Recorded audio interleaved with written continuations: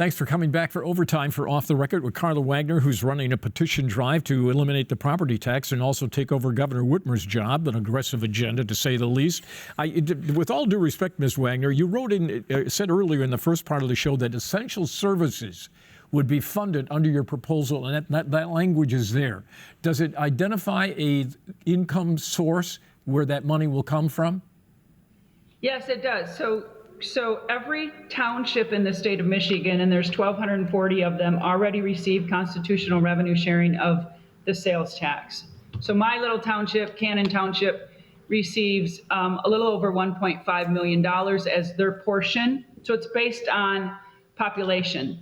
But then we are also asking for a 10% cut of the state income tax bucket, the alcohol, marijuana, and tobacco tax buckets, because those three taxes are not accumulated into the general sales tax bucket. They each have their own bucket. So what we're doing is funding the counties. Well, right now, the money that the counties receive, it's statutory, right? It's not mandatory. It's not constitutionally mandated that the governor give the counties money. So if they decide on a whim that they don't want to, they don't have to. So what we're doing is constitutionally mandating funding to the counties. And we actually did a spreadsheet where we went through the current, all 83 counties. We looked at the amount of money they currently get from property tax. We went through it and we said, this is what they would get using today's dollars, today's sales tax, today's state income tax, et cetera, what they would receive under the Axe My Tax proposal. And probably, I think there's maybe 20, not quite 20 of the 83 counties that would actually receive more money with our proposal than what they're receiving today through the property taxes. That's at the county level, okay? Have you done that same analysis for school districts? No, I have not. Why not? Because of time. I just don't have, I just haven't had the time to do it. But property taxes for the counties, because people are afraid of the counties not having enough money for their sheriff's department and this road commission. Those, to be honest with you, the majority of the people out there are not worried, that we talk to are not worried about the schools. They're worried about police and fire and roads. That's what they're worried about. Okay, what do you think the impact of your proposal will be on schools, and what will schools in Michigan look like if this were enacted? So I just want to make sure that you understand there's a $20 billion public school aid fund in Lansing. I understand correct? that very well. Okay. How much money do schools get from property taxes? Do you know? Well, at the state level, less than $3 billion. That's a substantial amount of money.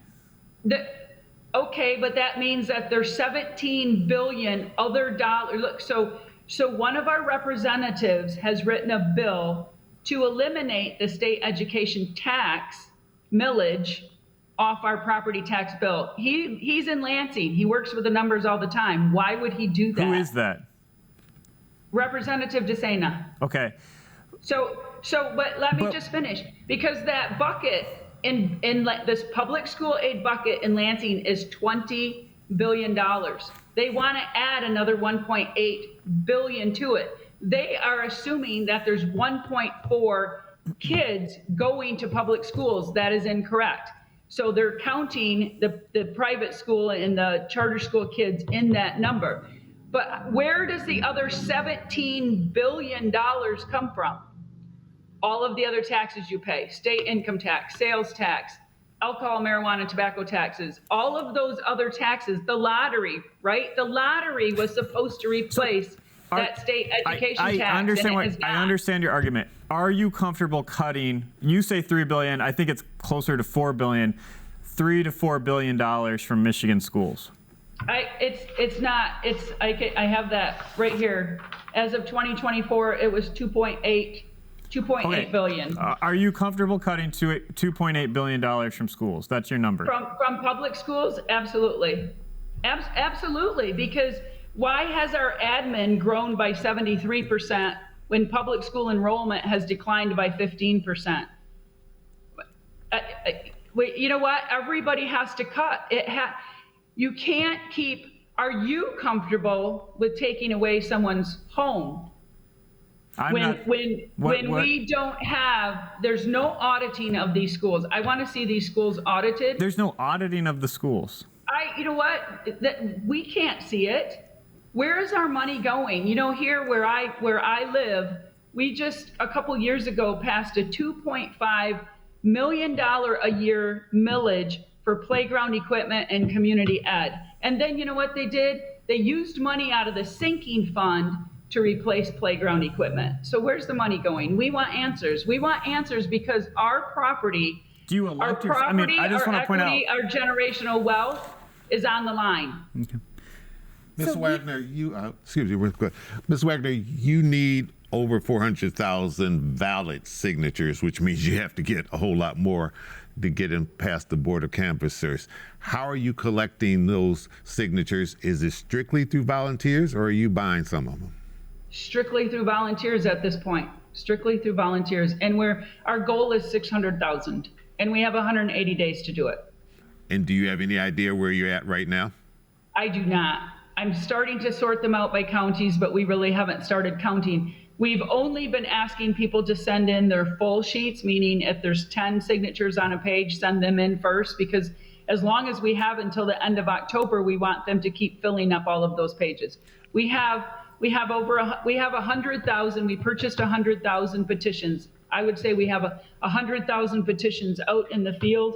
And if we would get them all full with 10 signatures, that would be 1 million. We're not going to get 1 million, obviously. People are going to send them in with 1 or 2 signatures on them, but. Sure. You tried to get this on in 2024, didn't quite make it. What are you doing different to get you over the hump this time?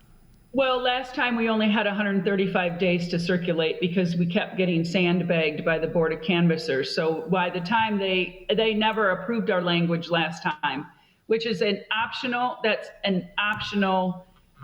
step, is to get the 100-word summary approved. And they were never going to do it because they didn't want us to be on the ballot in 2024 with President Trump. So we only had about 135 days to circulate last time. This time we started out with a much bigger army, a more well-educated army, and we had more time to prepare to get materials in the hands of that army prior to our go date. So, I mean, we're doing the best we can, but it is all volunteers, absolutely. People work full-time jobs. We have time for one more from Clara.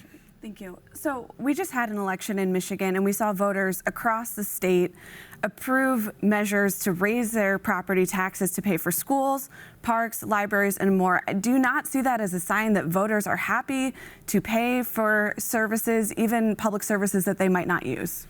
No, I think it's lack of education, because in May we turned down 30% of the millages in May and 50% of the bond proposals. In August, there was another 25% of the millages that were turned down. You can say that people voted yes, but where we go and where we talk to people, there's multiple reasons. Now you're also including renters. So there's this misconception among renters, which Michigan is now like 39 to 40% renters.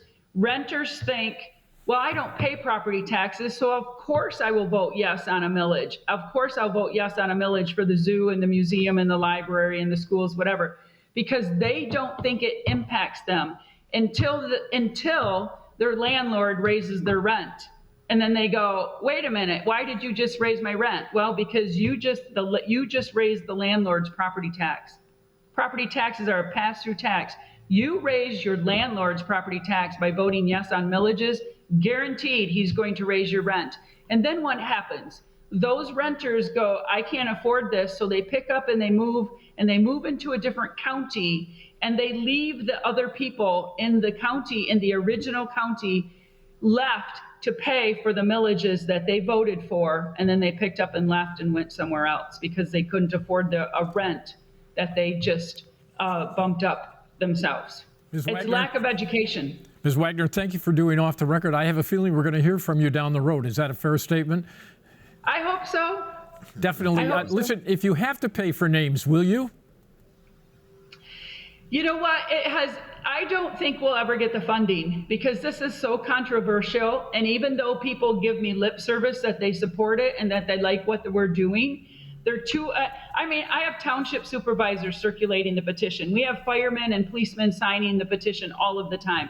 I have county treasurers telling me, get rid of property taxes, Karla. We're sick of dealing with people getting ready to lose their homes. If anything, for the sake of my circulators, I would love to be able to buy them a cushion because they have been busting their butts for these last 2 circulation cycles.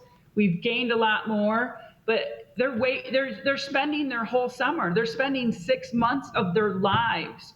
What does that tell you? What does that tell you when you have people so dedicated to this cause that it's not just a matter of going and checking a little box in a voting booth? It is people spending 6 months of their lives collecting signatures because they believe in this cause and they believe they want a better future for Michigan, and it is not by continuing to raise and pay property taxes. That is not the way to do it. Thank you, Ms. Wagner. It's good to see you. Thank you. I appreciate the opportunity. Thank you very much. See you next week, folks.